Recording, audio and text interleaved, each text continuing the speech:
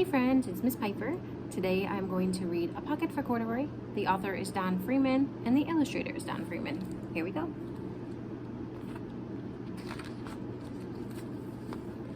Late one summer afternoon, Lisa and her mother took their laundry to the laundromat. As always on such trips, Lisa carried along her toy bear, Corduroy. The laundromat was a very busy place at this hour. "Now, Corduroy, you sit right there and wait for me," Lisa said. "I'm going to help with our wash." Corduroy waited patiently. Then suddenly, he perked up his ears. Lisa's mother was saying, "Be sure to take everything out of your pockets, Lisa dear. You don't want your precious things to get all wet and soapy." "Pockets?" said Corduroy to himself. "I don't have a pocket." He slid off the chair. "I must go find something to make a pocket out of," he said, and he began to look around the laundromat.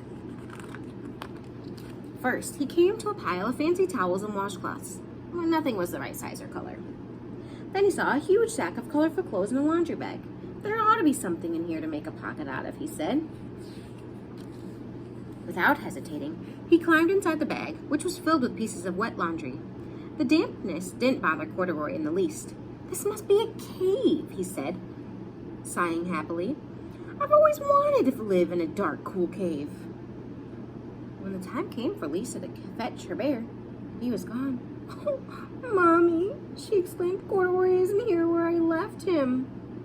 "I'm sorry, honey," said her mother, "but the laundromat will be closing soon, and we have to get home."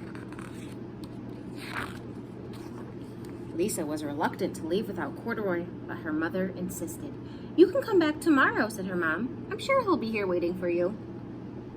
As they left, a young man wearing an artist beret was taking his wet laundry out of a bag, the very bag Corduroy had discovered.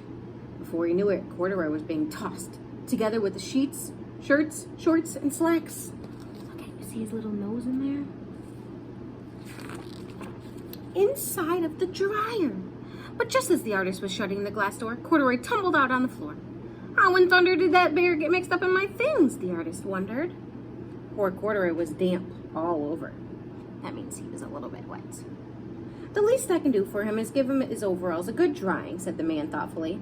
He unbuttoned Corduroy's shoulder straps and put the overalls into the dryer. Corduroy grew dizzy as he watched the clothes spinning around and around and around in the dryer. But the artist became inspired. "This would make a wonderful painting," he said as he took out his sketch pad out of his pocket and began drawing the swirling colors. "I can hardly wait to get back to my studio." Finally, the dryer stopped whirling and the man gathered up his clothes. Then he helped Corduroy put on his warm, dry overalls. All at once, the manager of the laundromat called, "Closing time! Everybody needs to leave." Corduroy was gently placed on top of a washing machine. "I wonder who that bear belongs to," said the artist as he was leaving. "Seems to me he should have his name someplace. He's too fine a fellow to be lost." As soon as the lights were turned off, Corduroy began his search again. He was surprised to see something white glowing in the dark. "Maybe it's snow," he said excitedly. "I always wanted to play in the snow." He accidentally tipped over the open-lidded box, and suddenly he was covered with soft, slippery soap flakes. Gradually, Corduroy began to slip and slide. "Oh, what fun," he said with a smile. "I've always wanted to ski down a mountain."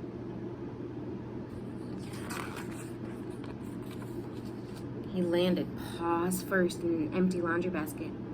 "This must be a cage," he said, peeking through the bars. "I never wanted to live inside of a cage like the bears at the zoo." But by now, Corduroy was feeling drowsy. That means he was kind of sleepy. And soon, he decided to take a little nap.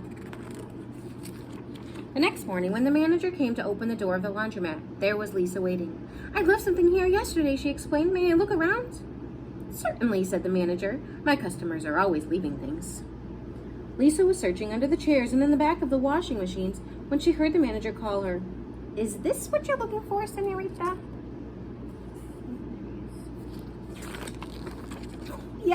Yes, he's my best friend," shouted Lisa as she came running. She reached in and picked Corduroy out of the basket. "So this is where you've been, you little rascal," she said. "It's time I took you home."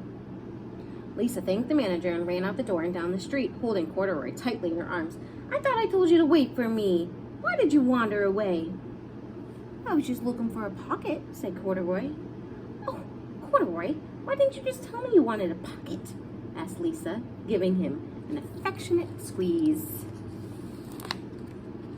That very morning, Lisa sewed a pocket on Corduroy's overalls. And here's a card I made with your name on it for you to keep tucked inside your pocket, she said.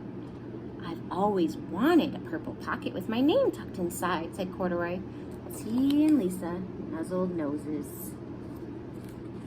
The